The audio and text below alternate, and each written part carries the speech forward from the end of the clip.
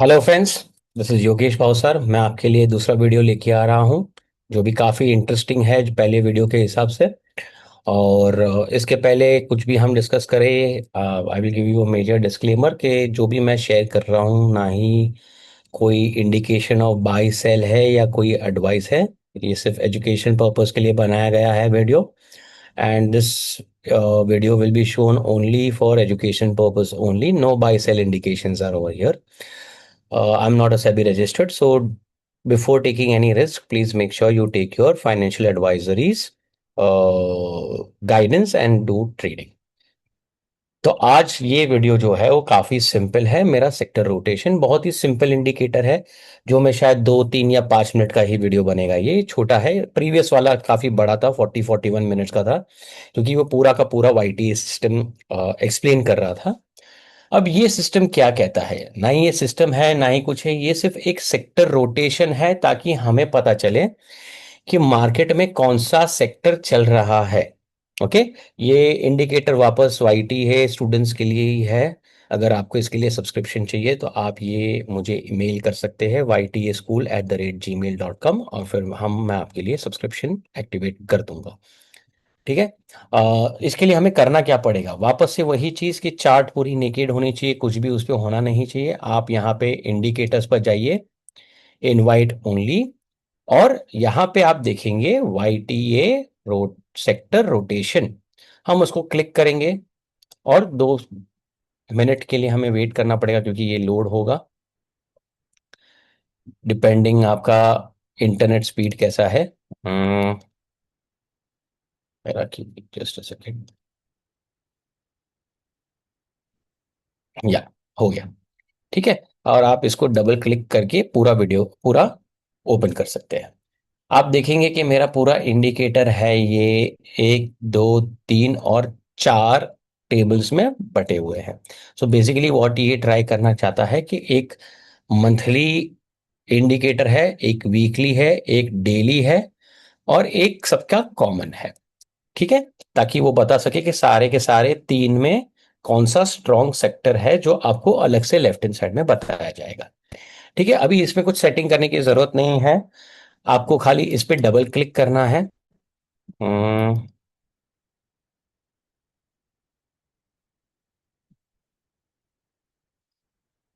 Okay, ये indicator पे हो नहीं रहा है तो ताकि मैं अभी ऑब्जेक्ट ट्री पे जाके इसको डबल क्लिक कर देता हूँ तो ये आपका पूरा खुल जाएगा। ठीक है। फिर इसको मैं अगर साइड में दबाऊंगा तो बंद हो जाता है। ठीक है। Okay. So what I do is I just go to the, इसको मैं डबल क्लिक करूंगा, ये जो नीचे है उसको मैं डबल क्लिक कर देता हूँ। ठीक है। अब ये क्या करता है कि जो सेक्टर रिलेटिवली स्ट्रांग है, रिलेटिवली स्ट्रेंथ स्ट्रांग है, जिसके ऊपर मेरी पूरी बुक किताब लिखी हुई है, relative strength with technical analysis, जो अमेजोन पे अवेलेबल है, आप जाके ले सकते हैं उसे। अब मैंने क्या किया है, निफ्टी 500 को बेंचमार्क रखा है ताकि कोई भी सेक्टर है जो आप एनालाइज कर रहे हो वो निफ्टी 500 के परफॉर्मेंस के हिसाब से चलेगी। क्या आपका सेक्टर निफ्टी 500 से आउट परफॉर्मिंग है या अंडर परफॉर्मिंग है, it will show in you that. ठीक है। आप यहाँ पे कुछ भी कर सकते हैं, यहाँ पे आप कोई भी सेक्टर है, कोई भी आपका कमोडिटी प्रोडक्ट है, आप आपके बेंचमार्क के हिसाब से इसको टर्न कर सकते हैं, चेंज कर सकते हैं। वो सारा का सारा कैलकुलेशन उस बेंचमार्क के हिसाब से करेगा। मैंने निफ्टी 500 इसके लिए रखा है कि वो थोड़ा ब्रॉडर प्रोस्पेक्ट है। 500 companies is a good benchmark. Nifty 50 में क्या हो जाता है, खाली 50 तो उसमें प्रॉब्लम ये हो जाती है कि खाली 3 4 कंपनी ऊपर नीचे होती है तो पूरा का पूरा इंडेक्स अप एंड डाउन हो जाता है, क्योंकि वो वेटेज काफी इवनली डिस्ट्रीब्यूटेड नहीं है। Nifty 500 is a very good benchmark. ठीक है। तो that is my perspective. Again आप चाहे तो इसको कुछ भी कर सकते हैं, Nifty 50, mid cap 150, small cap, वो आपकी इच्छा है। ठीक है। ये सारे के सारे उसके जो भी बेंचमार्क है वो मैंने लिए हुए हैं। एंड अगेन मैं जनरली क्या करता हूं, मैं मंथली सबसे ऊपर रखता हूं, weekly in the middle, because that is one of the most important time frame मेरे लिए। तो मैं वीकली को बीच में रखता हूं और डेली को नीचे रखता हूं। तो ये देखिए डेली कहाँ है, टॉप पे है। तो अब यहां पे आके आप टॉगल कर सकते हैं, डेली को बॉटम में कर दीजिए, मंथली को टॉप पे कर दीजिए और वीकली को मिडिल में कर दीजिए। ठीक है। और ये क्या है, आपको राइट लेफ्ट मिडिल जहां भी रखना हो आप रख सकते हैं। देखिए एक सेकंड में थोड़ा मोमेंटम आ गया। फिर ये जो टेबल है वो एकदम एक्सट्रीम लेफ्ट पे टॉप पे है। तो आप क्या कर सकते हैं इसको, आप थोड़ा सा नीचे जाइए और ये टॉप पे है, उसके बदले आप काम कीजिए मिडिल में। ठीक है, तो ये मिडिल में आ जाएगा। अब ये जो फॉन्ट्स है वो बहुत छोटे हैं, तो जो फॉन्ट्स है हम थोड़े से नॉर्मलाइज कर देंगे। तो मैं इसको यहाँ पे नॉर्मल और इसको भी नॉर्मल कर देता हूँ और मैं यहाँ पे ओके कर देता हूँ और इसको डबल कर। इफ यू सी नाउ एक अच्छा सा डिस्ट्रीब्यूटेड हो चुका है। अब ये इंडिकेटर बहुत ही सिंपल है, आपको करना क्या है, जो भी weekly and monthly are one of the most important time frames, that is monthly is on the top and weekly is in the middle. Daily, just a second, daily is in the bottom. ये दिन भर change होते रहते हैं depending upon उस दिन sector, कौन सा सेक्टर स्ट्रांग है। लेकिन अगर मैं स्विंग ट्रेडिंग कर रहा हूं महीने के लिए, वीक्स के लिए, सालों के लिए, तो मेरे लिए मंथली और वीकली ज्यादा इंपॉर्टेंट है। ठीक है। अब यहां पे लिखा है out performing. Out performing, out performing का मतलब क्या है, जितना भी बंच ऑफ स्टॉक्स है, आई मीन सेक्टर्स है, उसमें निफ्टी 500 बेंचमार्क को कौन सा आउट परफॉर्म कर रहा है। तो मंथली टाइम फ्रेम में इस फिलहाल मार्केट में हमें दिखा रहा है metals, infra and bank Nifty जो आउट परफॉर्म कर रही है मंथली टाइम फ्रेम पे। वीकली टाइम फ्रेम पे क्या कर रही है, कौन से कर रही है, तो ये बता रही है index, sorry, defence, metal, pharma, auto and infra. ठीक है। और डेली पे क्या कर रही थी, तो defence, pharma and bank Nifty. ठीक है। अब ये लेफ्ट हैंड साइड क्या करती है, वो क्या करती है कि ये तीनों का जो भी कॉमन रहता है, तेरा चांसेस कॉमन रहे ना रहे जो भी है, वो यहां पे आके आपको बता देगा जो एकदम स्ट्रांग है। तो जिस दिन यहां पे जो भी सेक्टर्स आते हैं उस डेली टाइम फ्रेम में वो बहुत ही स्ट्रांगली आउट परफॉर्म करते हैं, वो पूरा का पूरा बंच ऑफ सेक्टर जो फिलहाल अभी कुछ बता नहीं रहा है हमें। ठीक है। तो ये लाइव मार्केट में अपडेट होता रहेगा आपके लिए। मैं ज्यादा करके top 3 of the weekly sectors पे ज्यादा ध्यान देता हूं। ओके।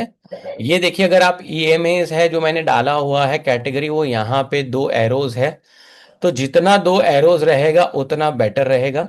डायमंड का मतलब क्या हो जाता है कि देर आर चांसेस कि वो अभी मिक्स में चला जाएगा, दैट मीन्स वो आउट परफॉर्मिंग था या वो बॉटम में था। अब ना ही वो बॉटम में है ना ही वो टॉप में, वो थोड़ा मिक्स है, that means there are possibilities कि वो कौन से भी बाजू जा सकता है। ठीक है। जैसे यहां पे बैंक निफ्टी ये दिख रहा आउट परफॉर्मिंग में है on the daily time frame, but there are doubts कि वो कौन से भी तरफ जा सकता है, but that means it has not become extremely strong. ठीक है। मिक्स में मतलब क्या कि ये सारे बंच ऑफ जितने भी हैं मंथली पे अगर ये देखेंगे तो ये सारे सेक्टर्स मिक्स में है, बट जो मिक्स मंथली में है वो शायद अभी वीकली पे आउट परफॉर्मिंग करे, that means from weekly it can go to monthly outperforming. If it is goes from weekly to outperforming on monthly, then when you start checking, जब आप वीकली पे चार्ट चेक करना शुरू हो जाए तो वहां पे चांसेस है कि सेक्टर्स, कितने सारे स्टॉक्स मोमेंटम देना स्टार्ट कर दे, मोमेंटम स्ट्रांग होना शुरू हो जाएगी। और जैसे ही वो मंथली पे चली जाएगी वो एकदम आउट परफॉर्मिंग करना शुरू कर देगी। ठीक है। और ये अंडर परफॉर्मिंग है। अंडर परफॉर्मिंग मतलब क्या कि ये स्टॉक्स को मैं शायद analyze भी ना करो, I will try to avoid those sectors. There are 1 or 2 stocks may be performing from that entire sector, शायद 1-2 स्टॉक वो सेक्टर में परफॉर्म करने लग जाए, लेकिन ब्रॉडर मार्केट कॉन्सेप्ट में वो सेक्टर्स वीक है। तो ये सेक्टर जब मिक्स में आ जाएंगे, मिक्स के बाद वीकली में आ जाएंगे, तब जाके मैं उसमें थोड़ा सा एनालाइज करना शुरू करूंगा। तो ये मैं क्या करता हूं, मेरा एक विंडो पे वाईटी सिस्टम रेडी रखता हूं, दूसरे विंडो पे मैं ये मेरा सेक्टर रोटेशन रखता हूँ। ये मैं वीकली टेस्ट करता हूँ, ट्राई करता हूँ, मेरे पेपर नोट्स रहते रेडी रहते हैं कि मुझे कौन कौन से स्टॉक्स ये सेक्टर में अच्छे लगते हैं, ताकि मैंने अगर कोई भी सेक्टर डिसाइड किया है कि मैं अगले 1-2 महीने के लिए ये वीकली और मंथली में मैं देखता हूँ, तो मेरे लिए इजी हो जाता है कि आई एम ओनली, मैं शायद पूरे के पूरे मंथली और वीकली के आउट परफॉर्मिंग सेक्टर पे ही ट्रेड करता हूं, ताकि मेरा जो बंच ऑफ स्टॉक्स बने वो आउट परफॉर्मिंग सेक्टर का ही बने, ताकि मेरा पोर्टफोलियो स्ट्रांग रहे even in the weaker Nifty sentiments. अगर हम देखा जाए तो ये निफ्टी हमारी जो है वो थोड़ी बहुत on the daily time frame weak sentiment में है, क्योंकि ये हमारा डाउन डाउनवर्ड जा रहा है, और ये हम थोड़े रेजिस्टेंस और ये सपोर्ट, हम अभी एक बॉक्स में ट्रेड करेंगे, रेंज बाउंड में हम ट्रेड कर रहे हैं। अब जब हम रेंज बाउंड में ट्रेड कर रहे हैं तो मैं चाहता हूं कि मेरे परफॉर्मिंग पोर्टफोलियो जो है, या मेरा इन्वेस्टेड पोर्टफोलियो है, वो परफॉर्मिंग आउट सेक्टर स्टॉक्स में ही रहे। चाहे वो शॉर्ट टर्म हो चाहे लॉन्ग टर्म हो, तो एटलीस्ट देर आर चांसेस कि अगर मोमेंटम अगर बनती है तो मेरे स्टॉक्स निफ्टी 500 को आउटबीट करेगा, तो मेरा स्टॉक्स और भी अच्छे परफॉर्म करेंगे। जो मैं यहाँ पे सी एन एक्स निफ्टी 500 डाल देता हूँ। या अगर देखेंगे तो हम भी यहाँ पे अभी भी बॉक्स में ही है, निफ्टी 500 भी बॉक्स में ही है। ठीक है, एक रेजिस्टेंस के वहां पे। तो मैं चाहता हूं कि ऐसी वीक मार्केट में भी या ऐसे रेंज बाउंड में भी मेरा पोर्टफोलियो है वो आउट परफॉर्मिंग सेक्टर में ही रहे। चाहे निफ्टी एकदम बुलिश भी रहेगी, तो बुलिश में भी मैं चाहूंगा कि, क्योंकि अगर निफ्टी बहुत फास्ट भागेगी तो आपके स्टॉक को, निफ्टी को पकड़ पाना भी डिफिकल्ट हो जाएगा, तो वो अंडर परफॉर्म करेंगे आपके स्टॉक। तो मैं चाहता हूं even if the Nifty is performing, Nifty भी परफॉर्म कर रही है, तो मेरे स्टॉक्स परफॉर्मिंग निफ्टी से भी बेटर परफॉर्म करें, तो भी मैं आउट परफॉर्मिंग सेक्टर्स में ही काम करूंगा। जैसे कि यहाँ पे हो गया डिफेंस, हो गया मेटल, हो गया फार्मा, हो गया ऑटो, हो गया इंफ्रा, हो गया। तो मैं ये टॉप 3 में ही करता हूं, यहाँ पे भी और मंथली टाइम फ्रेम में भी। ठीक है, तो ये मेरा छोटा सा एक्सप्लेनेशन है फॉर मेजर सेक्टर्स। इसमें मैं कोई भी चेंजेस नहीं करता, ये जैसा है वैसे का ही मैं रखता हूँ। थैंक यू गाइज, आपके लिए जो भी डिफिकल्टी है इसमें आप मुझे डीएम कर सकते हो, तो मैं आपको इसको एक्सप्लेनेशन और अगर रहा तो मैं आपको दे दूंगा, क्योंकि इसमें कुछ है नहीं ज़्यादा। कोई भी डाउट रहेगी तो मैं आपको आपको सॉल्व कर दूंगा। अ, अगर आपको वीडियो अच्छा लगे तो you can forward it to people, और अगर आपको सब्सक्राइब करना है तो आप मुझे ytaschool@gmail.com में आप मुझे मैसेज कर सकते हैं। Thank you very much, this was Yogesh from this and, thank you.